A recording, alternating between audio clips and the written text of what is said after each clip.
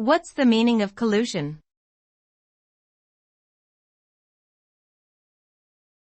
Collusion.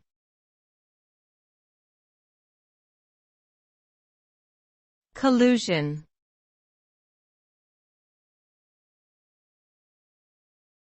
Collusion.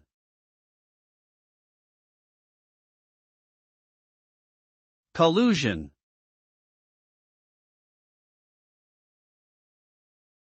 Collusion refers to a secret and often illegal cooperation or conspiracy between two or more parties to deceive, mislead, or defraud others.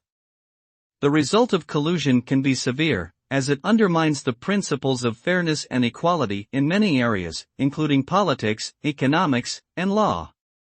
Collusion can lead to monopolies, corruption, and other forms of illicit activities that harm individuals and society as a whole.